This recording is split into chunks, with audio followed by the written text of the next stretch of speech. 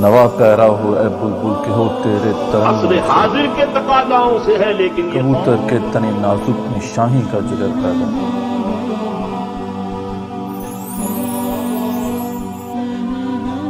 ہزاروں سال نرگس اپنی بے نوری پہ روتی ہے، بڑی مشکل سے ہوتا ہے چمن میں دیدہ ور پیدا.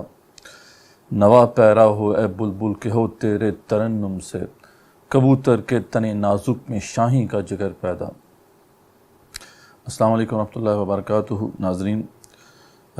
آج سے ہم اقبال کے اوپر ایک سیریز کا آغاز کر رہے ہیں. علامہ اقبال سے ہم سب واقف ہیں.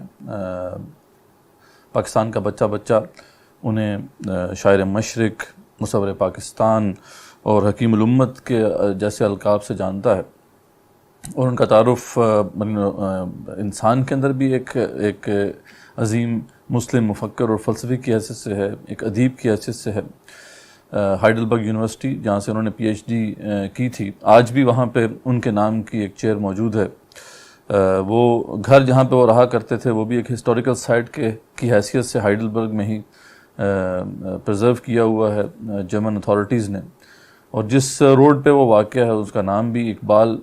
روڈ ہے. تو بہرحال ویسٹ کے اندر بھی ان کو ایک عظیم مفکر اور ایک فلسفی کی حیثیت سے اور ایک ادیب کی حیثیت سے جانا جاتا ہے. اسی طریقے سے امت مسلمہ میں تو جو اردو اور فارسی بولنے والے لاکھوں کروڑوں لوگوں کے دلوں کی دھڑکن ہے. پاکستان، پھر اس کے بعد ہندوستان، اور پھر ایران، اور پھر ماوراء النہر کے جو علاقے ہیں، ترکمانستان، تاجکستان وغیرہ، جہاں پہ فارسی بولی اور سمجھی جاتی ہے، وہاں پہ علامہ اقبال کا تعارف جو ہے، علامہ اقبال کسی بھی تعارف کے محتاج نہیں ہیں. وہ کتنے عظیم شخصیت تھے اور کتنے عظیم ادیب تھے،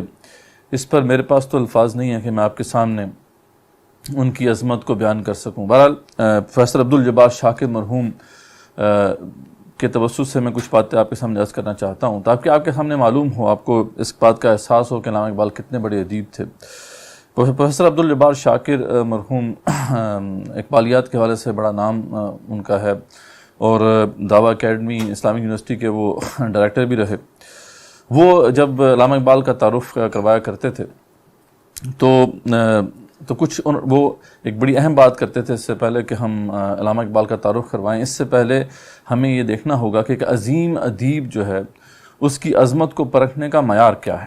تو اس معیار کے حوالے سے کچھ 7 وہ مختلف ایسپیکٹس بیان کرتے تھے. تو پہلے ہم ان کو دیکھتے ہیں، اور ان کے توسط سے پھر ہم دیکھیں گے کہ علامہ اقبال کتنے بڑے ادیب تھے. تو سب سے پہلے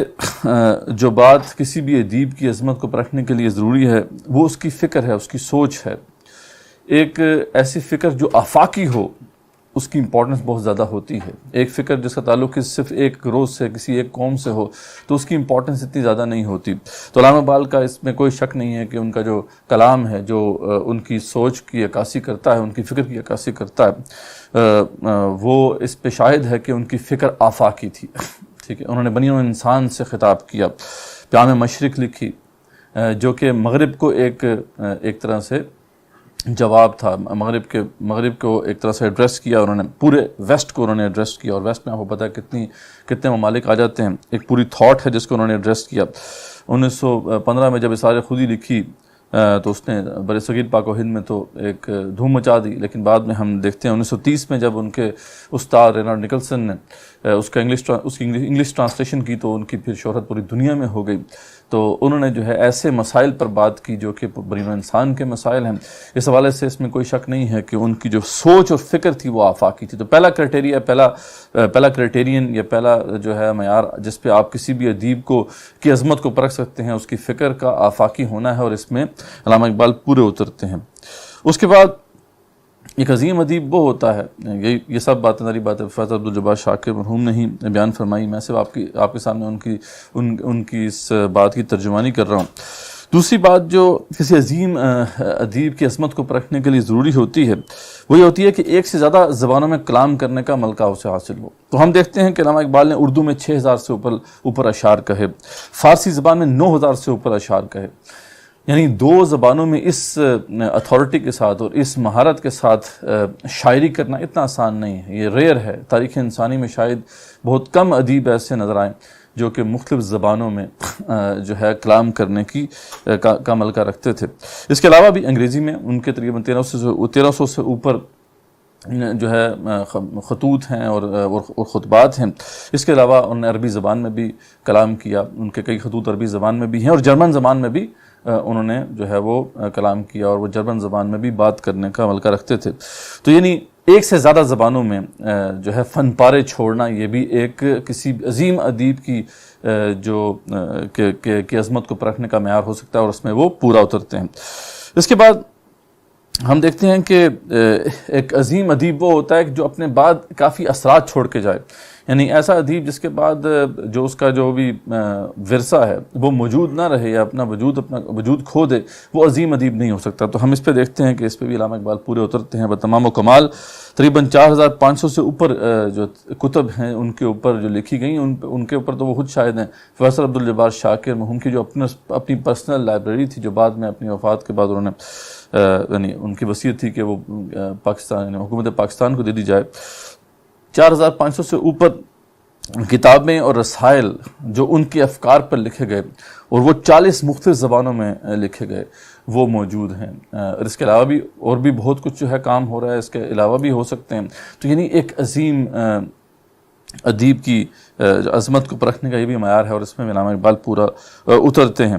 پھر ہم دیکھتے ہیں کہ مختلف زبانوں میں تراجم ہونا، یعنی ایک اس کا جو ایک مشہور ادیب اور ایک عظیم ادیب وہ ہوتا ہے جس کا جو انفلوئنس ہے وہ صرف ایک زبان بولنے والوں کے اوپر نہ ہو، بلکہ مختلف زبانوں میں اس کی ٹرانسلیشنز ہوں۔ اور ہم دیکھتے ہیں کہ علامہ اقبال کی جو کلام ہیں ان کی ٹرانسلیشنز جو ہیں وہ 40 سے اوپر زبانوں میں ہوئیں۔ پھر ہم دیکھتے ہیں کہ ان کا جو انفلوئنس ہے اسی کو ماپنے کا یہ معیار ہے کہ 22 سے اوپر جو ہے جو چیئرز ہیں ان کے نام کی وہ موجود ہیں مختلف یونیورسٹیز میں پوری دنیا میں، اور 20 فاؤنڈیشنز ہیں، بلکہ سینکڑوں کہنا چاہیے فاؤنڈیشنز جو ہیں پاکستان، ایران، ترکی، یہاں تک کہ ویسٹ کے اندر بھی مختلف ممالک میں فاؤنڈیشنز جو ہیں ان کی فکر کے حوالے سے جو ہے قائم کی گئی ہیں، اور وہ ان کی فکر کو پھیلانے کے اندر مصروف ہیں۔ پھر ہم دیکھتے ہیں کہ کسی عظیم جو ادیب ہے اس کی عظمت کو پرکھنے کا معیار یہ بھی ہوتا ہے کہ اس نے صرف ایک جنرا کے اندر کلام نہ کیا ہو، یعنی صرف شاعری میں بات نہ کی ہو بلکہ نثر میں بھی اس کا ایک مقام ہو۔ تو ہم دیکھتے ہیں علامہ اقبال کو نے نظم اور نثر دونوں میں کلام کیا، اور دونوں پہ بڑا اعلیٰ کلام جو ہے وہ کر کے دکھایا۔ اور ساتواں جو معیار جس کے اوپر کسی بھی ادیب کی عظمت کو پرکھا جا سکتا ہے وہ میں سمجھتا ہوں کہ سب سے امپورٹنٹ ہے وہ یہ کہ جو وہ فکر دے کر گیا وہ ادیب، اس پر کوئی